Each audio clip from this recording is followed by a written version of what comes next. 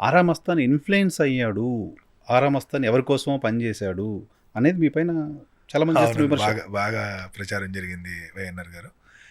అంటే ఇన్‌ఫ్లుయెన్సు అవ్వాలన్నా, ఇంకొకరు ఇన్‌ఫ్లుయెన్స్ చేయాలన్నా హ్మ్. ఏదో ఒక ప్రయోజనం ఉండాలి కదా! హ్మ్. నేను ఇన్‌ఫ్లుయెన్స్‌కి లోను కావాలన్నా, మీరు నన్ను ఇన్‌ఫ్లుయెన్స్ చేయాలన్నా, మీకు, నాకు ఎవరికో ఏదో ఒక ప్రయోజనం ఉండాలి కదా! హ్మ్. బహుశా ఏం ప్రయోజనం అయి ఉండొచ్చు? హ్మ్. ఏది 48 గంటల ముందు 48 ఫలితానికి 48 గంటల ముందు, హ్మ్. పోలింగ్‌కి 48 గంటలు కాదు. హ్మ్. ఫలితానికి 48 గంటల ముందు హ్మ్. నన్ను ఇన్‌ఫ్లుయెన్స్ చేసి ఎవరికి ఏం ప్రయోజనం? ఏం సాధించగలుగుతారు? హ్మ్. హ్మ్. హ్మ్. అదే మీరన్నట్టు పోలింగ్. మే 13వ తేదీ పోలింగ్ జరిగింది కదా! హ్మ్. ఈ మే 10వ తేదో, 11వ తేదో నేను ఏదన్నా ఒక ప్రయోగం చేసి, హ్మ్.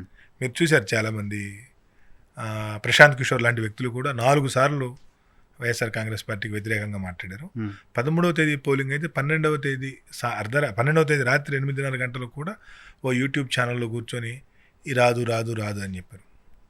ప్రశాంత్ కిషోర్ అనేటువంటి వ్యక్తి ఈ దేశంలో ఈ రంగంలో పేరెన్నిక కలిగినటువంటి వ్యక్తి, చాలా తక్కువ కాలంలో ఎక్కువ పేరు సంపాదించిన వ్యక్తి కదా. హ్మ్.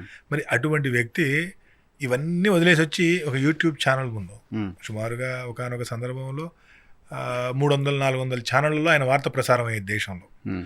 ఆయన ఇంటర్వ్యూ కోసం దేశంలో ప్రముఖ ఛానల్ అన్నీ ఆయన ఇంటి దగ్గర వెయిట్ చేస్తుండే. హ్మ్. మరి అటువంటి ప్రశాంత్ కిషోర్ గారు హైదరాబాద్ వచ్చి ఒక యూట్యూబ్ ఛానల్లో కూర్చొని హ్మ్. ఆయన మాట్లాడటం జరిగింది. హ్మ్. నేనే ప్రభావానికి లోనయ్యేటువంటి వ్యక్తిని అయితే నేను కూడా ఆ ప్రయోగం చేసి ఉండాల్సిందే. నేను కూడా ఏదో XYZ అనేటువంటి ఛానల్ దగ్గరికి వెళ్ళి హ్మ్. జగన్మోహన్ రెడ్డి గారు గెలుస్తారు లేదా చంద్రబాబు నాయుడు గెలుస్తారు అని చెప్పాల్సిందే. హ్మ్. నేను ఆ ప్రయోగం ఎక్కడ చేయలేదు కదా. హ్మ్. రెండోది during the entire election process, హ్మ్. తెలంగాణ ఎన్నికలు అయిపోయిన తర్వాత తెలంగాణలో అంత ఖచ్చితమైన ఫలితాలు మేము ఇచ్చిన తర్వాత నాలాంటి వాడి మీద ఎంత ఒత్తిడి ఉంటుందో ఒక సీనియర్ జర్నలిస్ట్ మీకు తెలియదు కాదు. ఎంతమంది నన్ను అడిగి ఉంటారో, ఎంతమంది నన్ను ఇన్ఫ్లుయెన్స్ చేయాలనుకుని ఉంటారో, ఎంతమంది నన్ను టీవీల ముందు కూర్చోమని ఉంటారో మీరు ఈజీగా మీరు అర్థం చేసుకోగలుగుతారు. హ్మ్. కానీ ఏ రోజు కూడా నేను ఎక్కడ కూడా వాళ్ళు గెలుస్తారు వీళ్ళు గెలుస్తారు అనేటువంటి ఎక్కడ కూడా చిన్న ఫీలర్ కూడా నేను మాట్లాడలా. హ్మ్. హ్మ్. హ్మ్. అదే మీరు అన్నట్టు అదే నేను కనుక ఆ బిఫోర్ పోలింగ్ కనుక మాట్లాడినట్లయితే ఖచ్చితంగా మీరు చెప్పేది నిజమే. నన్ను ఎవరైనా ఇన్ఫ్లుయెన్స్ చేసి ఉండొచ్చు, మాట్లాడి ఉన్నట్లయితే.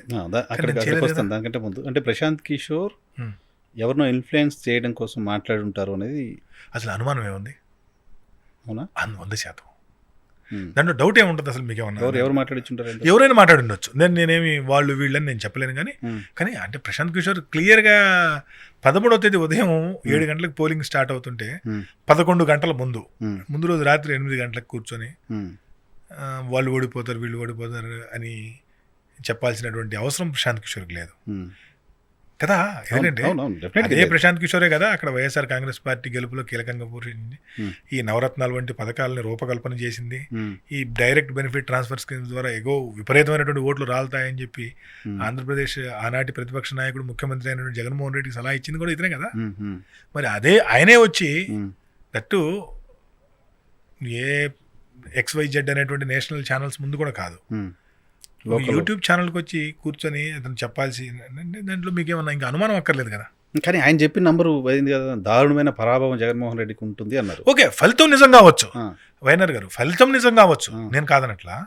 కానీ నేను అంటుంది ఏంటంటే మీరు ఏమన్నారంటే మిమ్మల్ని ఎవరో ప్రభావితం చేశారు అన్నప్పుడు నేను ఎగ్జాంపుల్ చెప్తాను. నేను ఇక్కడ ప్రశాంత్ కిషోర్ గారిని తప్పు పట్టడం నా ఉద్దేశం కాదు. నాకు ఎటువంటి మీరు కూడా ఇన్ఫ్లుయెన్స్ చేయాలనుకుంటే ముందు ఎలక్షన్ ముందు చెప్పేవాళ్ళం కదా. నాకు ఎటువంటి ఉద్దేశాలు ఆపాదించవద్దు అనేది నా రిక్వెస్ట్. తప్పితే నేను ముందే పోలింగ్ ముందే అంటే 13వ తేదీ కంటే ముందే చేసినట్లయితే అసలు మీ ముందు ఈరోజు నేను కూర్చునేవాడిని కాదు. గుర్తుపెట్టుకోండి, పోలింగ్ కంటే ముందు purely it is a error. 100% అండి, నో డౌట్ అట్ ఆల్.